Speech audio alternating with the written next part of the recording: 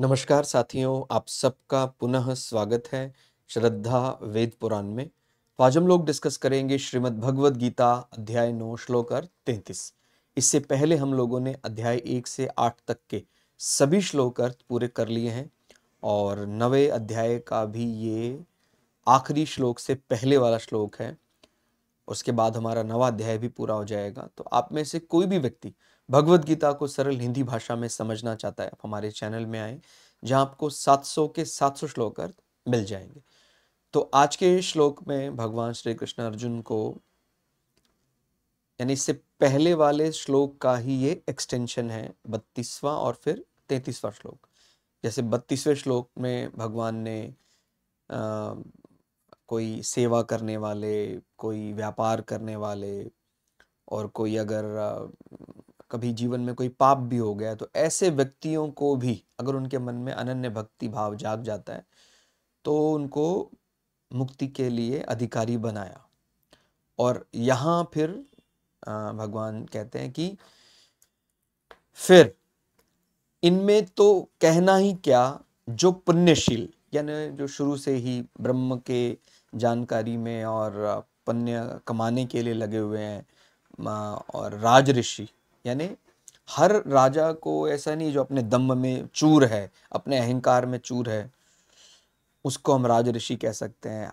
वो जो राजकाट के काम में लगा हुआ है और वो ऋषियों की तरह, माने उसको अपने दम्भ को भुलाकर कि मैं एक सेवक के रूप में हूँ। जैसे आप समझते हैं जो जनक है वो एक प्रकार की पदवी मानी जाती है, यानी मिथिला के जो राजा होते थे उनको जनक की पदवी दी जाती थी।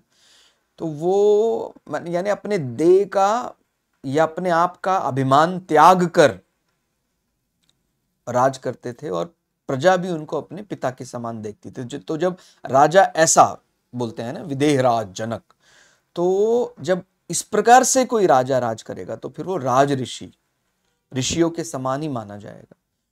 तो ऐसे व्यक्तियों के लिए भगवान कहते हैं कि कहना ही क्या। तो चाहे कोई राजपाट के कार्यों में लगे हैं, चाहे कोई ब्रह्म के जानकार में लगे हैं, अगर वो व्यक्ति सही तरीके से मार्ग पर चलेगा तो वो कोई भी हो चाहे।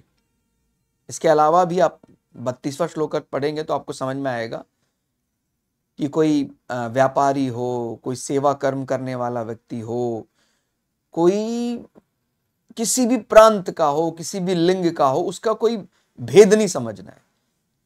भगवान ने खुले मन से सबको कहा है, सबका नाम लेकर कहा है कि भाई आप अधिकारी बन जाएंगे मोक्ष यदि आप सच्चे हृदय से, अनन्य भक्ति भावना से भगवान को पुकारते हैं। सबसे बड़ा पुण्य वास्तव में वही है। बोलते हैं ना, सबसे बड़ा वास्तव में ज्ञान क्या है?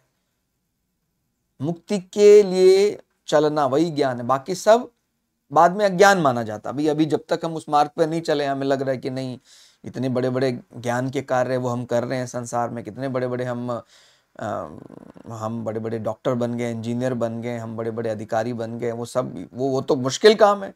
अपनी लौकिक बुद्धि से ऐसा समझते हैं, लेकिन बाद में समझ में आता है कि जो वास्तविक जानने योग्य बात है वो तो यही कि कैसे समझा जाए हम क्यों आए हैं। क्या केवल पैदा हुए और संसार में रहेंगे, संसार का भोग भोगेंगे और चले जाएंगे? मन शांत तो नहीं हो सकता ऐसे। मन में एक एकांत सा, एक अकेलापन और डर तो बना ही रहता है। चाहे आपके पास कितना ही धन वैभव, कितनी जानकारी समाज की हो जाए, वो जो शांति है ना, हृदय की शांति, परम शांति, उसके लिए तो हमें अपने वास्तविक लक्ष्य को ही समझना पड़ेगा। और वास्तविक लक्ष्य जिसको हर जगह, भाई जब सब इतना संसार पीछे पड़ा है, मुक्ति, हमारा मोक्ष, तो वो वास्तव में ही उसको जानने का हमें प्रयास करना ही चाहिए, आगे बढ़ना चाहिए कि क्या है ये मोक्ष, क्यों संसार मतलब युगों से मोक्ष को जानने के लिए बड़े यत्न कर रहा है। तो भगवान कहते हैं कि जो पुण्यशील ब्राह्मण और राजऋषि भक्तजन मेरी शरण होकर परम गति को प्राप्त होते हैं। तो इसलिए ये जरूर समझिएगा, अधूरा श्लोक मत पढ़िएगा। 32वां श्लोक पढ़ने के बाद 33वां पढ़ेंगे तो क्लियर हो जाएगा। नहीं तो फिर मन में क्या आता है कि देखिए, राज ऋषि की बात तो कर दी, ब्रह्म के जानकार, ब्रह्म की साधना वाले, उनकी बात तो कर दी, और हम जो व्यापार करके भगवान की भक्ति में लगे हैं, या हम गौ सेवा करके भगवान की भक्ति में लगे हैं, या कोई अलग अलग प्रकार के सेवा कर्मों में लगे, हमारी बात तो हुई नहीं है प्रभु। तो क्या हम मोक्ष के अधिकारी नहीं हो? इसी को बोलते हैं ना अधूरा ज्ञान। इसीलिए भगवत गीता बीच में कोई एक लाइन या बीच में कोई श्लोक निकाल के आगे किसी को बताएंगे तो फिर वो कैसे पूरा समझ पाएगा।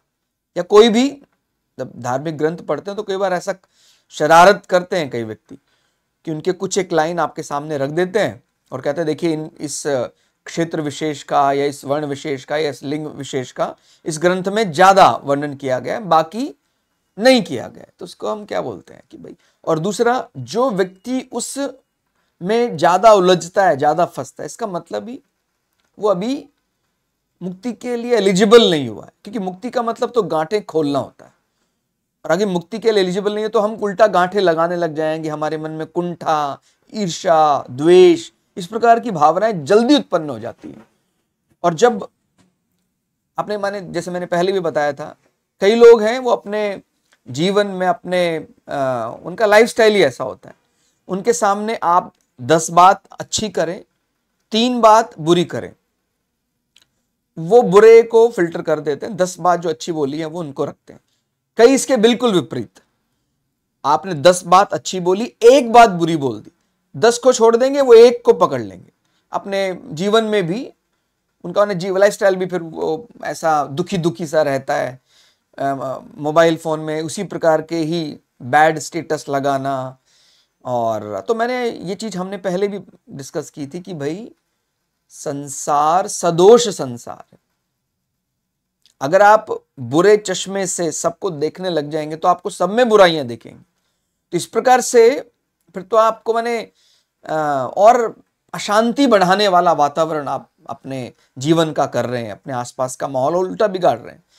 आपको उस संसार में अच्छाइयां क्या क्या दिख रही हैं उसको समझिए, ठीक है। तो वो उस प्रकार का जब हम जीवन देखने का तरीका समझेंगे तो हमारा जीवन शांत होगा। और केवल बुराइयां, इसमें दोष, उसमें दोष, सब में ही दोष जो देखते हैं, या केवल दोष देखने की ही बात करते हैं, मुझे लगता है उनसे तो अपना एक दूरी बनाकर रखनी चाहिए। दोष को जीवन से दूर करना है, ना कि दोष का बार बार मनन करना है। भाई, आप उसी का मनन करते जा रहे हैं बार बार, तो उल्टा आप वैसे बन जाएंगे ना। इसलिए उससे दूरी बनानी है। और अगर आपको ये लग रहा है कि आपके भाषण देने से, आपके स्टेटस लगाने से संसार में दोष खत्म हो जाएगा, तो इसका मतलब आपने संसार को अभी समझा ही नहीं। सदोष संसार है। अगर संसार से सारा दोष समाप्त हो जाए तो फिर सब मुक्त हो गए ना। फिर अब आइडल कंडीशन में संसार एग्जिस्ट नहीं कर सकता है। तो विज्ञान में भी हमने पढ़ा है, आप लोगों ने भी पढ़ा होगा कि कोई भी सिस्टम हम ऐसा बना ही नहीं पाए जो आइडियल, जो आदर्श स्थिति पर काम करता है। मतलब आप इनपुट जितना देते हैं लॉसेज होते हैं, आउटपुट थोड़ा बहुत। हमें बहुत बढ़िया सिस्टम बना दिया तो हमने 80%, 90% पहुंच गए। बस बड़े बड़े एफिशिएंट इंजन, जो हम डीजल इंजन, पेट्रोल इंजन की बात करते हैं, वो भी 40% पर काम कर रहे हैं। यानी 100 डालेंगे तो 40% की ऊर्जा अपने को मिल रही है। तो यानी वो आइडल कंडीशन पे नहीं है, रियल सिस्टम पर है। तो अब ये कैसे मान ले भाई, मनुष्य मात्र को जो आदर्श स्थिति होनी चाहिए वो ही सबको प्राप्त हो जाएगी। अगर हो जाएगी तो फिर ये सब मुक्ति के अधिकारी हो जाएंगे। फिर यहाँ पर ये इसीलिए वो सतयुग में भी कमियां थी, त्रेता में भी कमियां थी, द्वापर में भी कमियां थी, और अब कलयुग में भी कमियां हैं। इसलिए केवल कमियां ही गाते रहना संसार में तो बहुत दोष है, ये कमी वो कमी, नहीं चलेगा। अच्छाइयों को कैसे बढ़ाना है इसकी बात ज्यादा हम जब करेंगे तो हमारी बात बन जाएगी। इसीलिए तो जैसे मैंने बताया कि हर प्रांत, हर क्षेत्र, हर वर्ण, हर लिंग, भगवत गीता ने सबकी मुक्ति की बात की है। तो मेरी शरण होकर परम गति को प्राप्त होते हैं। इसीलिए तू सुख रहित और क्षण भंगुर इस मनुष्य शरीर को प्राप्त होकर निरंतर मेरा ही भजन कर। मतलब अगर आपने किसी कारण से शरीर को अपना मान लिया, या मनुष्य शरीर बोलते प्राप्त कर लिया, वैसे तो क्या है ना, ये एक प्रकार का इल्यूजन, भ्रम क्रिएट किया गया है कि मैंने मन बुद्धि शरीर को अपना मान लिया, या कह रहे हैं कि चलो ठीक है आपने मनुष्य शरीर धारण कर लिया। जैसे बोलते हैं ना, सॉफ्टवेयर की भाषा में बोलेंगे तो मान लिया, हार्डवेयर की भाषा में बोलेंगे तो धारण कर लिया। तो अब धारण भी कर लिया, तभी भी आप मेरा निरंतर अनन्य भाव से भजन करते रहेंगे तो आपकी मुक्ति हो जाएगी, यानी आप इस शरीर से निकल जाएंगे। सॉफ्टवेयर की भाषा में कहेंगे तो आप मन बुद्धि से मुक्त हो जाएंगे। ठीक है, सरल करके यदि समझें, जो व्यक्ति निरंतर ब्रह्म के ज्ञान में रचे बसे रहते हैं, जिनकी कोई बात बिना ब्रह्म के पूरी ही नहीं होते, हम उसी को ब्रह्म के जानकार बोलेंगे ना, जो उसी में ही रचे बसे हैं, उसी की बात, उसी की चर्चा चलती है, जिनकी कोई बात बिना ब्रह्म के पूरी ही नहीं होती है। मतलब किसी किसी की बातों में आप देखते हैं केवल आपने क्या कपड़ा पहना है, आपका सूट तो बहुत अच्छा है, आपने ये कहाँ से जूते बनवाए, आपने ये हरा रंग पहनना चाहिए था, माने कभी कभी तो ठीक है, लेकिन किसी की बातों में हमेशा ही आपका कमरे में ये लाल रंग बहुत बढ़िया है, आपका घर बहुत बड़ा है, आपका ये इसी विषय पर हमेशा चर्चा चलती है, यानी वस्तु, व्यक्ति, आभूषण, आपका इसी संसार के विषय। और कोई कोई आपसे जब संवाद करेगा तो आपके विचार बहुत अच्छे हैं, किस प्रकार, माने सत्संग में इस प्रकार की बातें, आध्यात्मिक बातें ज्यादा जब आती हैं, उसी को हम बोलते हैं भाई ये साधक है जो ब्रह्म की जानकार में लगा हुआ है, ब्रह्म की साधना में लगा हुआ। तो ये समझना होगा कि जिनकी कोई बात बिना ब्रह्म के पूरी ही नहीं होती है, जिनके संवाद में ब्रह्म है, वास्तव में वही ब्राह्मण कहलाने के योग्य है। अब बातों में वही संसार रचा बसा है, कोई ब्रह्म की चर्चा नहीं, कोई सत्संग नहीं। भाई भगवत गीता ने भी कहा है, भाई आपको संसार में रहते हुए ही, यानी धर्म का पालन करते हुए, आपको अर्थ कामना पूर्ति करते हुए मुक्ति के लिए बढ़ना है। मतलब कहीं भी ये नहीं कहा है कि भाई आपको तुरंत छोड़ दीजिए, आप अर्थ और कामना पूर्ति मत कीजिए, लेकिन जितना जरूरी है उतना ही करेंगे ना। ऐसे तो क्या है, संसार तो बुलाता है, जितनी देर रहेंगे तो उसको कम ही बोलेंगे, तो क्या फिर बीच का क्या रास्ता निकालते हैं कि भाई संसार में रह रहे हैं तो धर्म का पालन करते हुए अर्थ कामना पूर्ति भी चाहिए, अंततो गत्वा मोक्ष भी चाहिए। तो फिर क्या बोलते हैं भगवत गीता में, कछुए की तरह जीना। भाई जैसे कछुआ अपने कवर से, अपने कवच जो जहां पर वो अपने शरीर को सुरक्षित रखता है, वहां से जरूरी कर्म करने के लिए हाथ पैर बाहर निकालता है, उतना जितना जरूरी है चलता है, और जब जरूरी नहीं अंदर हाथ पैर अंदर कर लेता है। ऐसे ही हमें जीवन जीना है। जीवन जीने के लिए जितना अर्थ जरूरी है, हमारी कामनाओं को उतना ही बढ़ाएं। कामना शून्य या अर्थ शून्य करने की बात नहीं कही गई है, लेकिन अगर हम केवल अर्थ और कामना पूर्ति पर ही चर्चा करेंगे फिर बात नहीं बनेगी। इसीलिए अर्थ और कामना पूर्ति का समन्वय, कितना हमें अर्थ और कामना पूर्ति चाहिए बनाकर रखना है, क्योंकि अंततोगत्वा चाहिए क्या, मोक्ष। अगर हमारा कर्तव्य परायणता, हमारे धर्म का पालन हमें मोक्ष नहीं दिलवा पाया, तो धर्म का पालन जो हमने किया था वो व्यर्थ हो गया। इसीलिए वो धर्म का वो पालन कीजिए जो आपको जन्म जन्मांतर के चक्कर से मुक्ति दिला पाए। तो इसलिए हमारे संवाद में, हमारे जीने के तरीके में, हमारे भोजन करने के तरीके में, हमारे शयन करने के तरीके में, हर तरीके में वो झलकना चाहिए कि हाँ, ये व्यक्ति का नियम सत्य के लिए ही ये जीते हैं, और इन्होंने तय भी यही किया है कि सब कुछ ठीक रहेगा तो हम सत्य के लिए अपने प्राण अपने राष्ट्र के लिए, समाज के लिए न्यौछावर कर देंगे। तो इसमें आगे क्या बात आती है, जो व्यक्ति ऋषियों की तरह किसी देश पर राज करते हैं। अब कई व्यक्ति राजा बन जाते हैं तो उनको पूरा दम्भ, अहंकार, मैं, मेरा, मेरे परिवार का जो व्यक्ति है भाई वो तो इस राष्ट्र का देवता कहलाए, ऐसी भावना जब मन में आने लग जाती है तो फिर हम उसको सच्चा राजा या राजऋषि नहीं कह सकते हैं। वास्तव में राजा वही है भाई, आप राजा हैं तो आपकी जिम्मेदारी भी सबसे ज्यादा है। आपको अपने राज्य का सबसे छोटा व्यक्ति है, उसके उन्नति के लिए भी आपको विचार करना पड़ेगा। फिर वहां फिर पुण्य के लिए हमें कुछ एफर्ट नहीं करना पड़ता है, फिर वो जो पुण्य होता है वो अक्षय होता है, और वो अक्षय पुण्य अपने को मुक्ति दिला सकता है। मतलब कितना सरल है ना, कि हम अपने कर्म करते हुए ही, राजा राज करते हुए ही अपनी मुक्ति को भी सुनिश्चित कर रहा है। तो जो व्यक्ति ऋषियों की तरह ही किसी देश पर राज करता है कि भाई इसके सब प्रजाजन मेरे पुत्र पुत्रियों के समान हैं और मैं इनका टेक केयरर हूं, मुझे सबके अन्न पानी का बराबर ध्यान रखना है, किसी को भी तकलीफ होगी तो वो मेरी तकलीफ मानी जाएगी। तो जब ऐसे विचार से कोई राज करता है, ऐसे व्यक्ति निश्चित रूप से परम गति को प्राप्त होते हैं, इसमें कोई संदेह नहीं करना चाहिए। तो हमारे आसपास ऐसे जो भी व्यक्ति हैं, ऐसे ब्रह्म के जानकार ब्राह्मण, ऐसे राज करने वाले राजा क्षत्रिय, वो ही मुक्ति के अधिकारी माने जाएंगे। अब ऐसा नहीं है कि भाई मैं राजा हूं तो मैं दंभ में चूर हूं, अहंकार में चूर हूं, मैं मेरेपन में चूर हूं और बस मैं मुक्ति के लिए एलिजिबल हो जाऊंगा।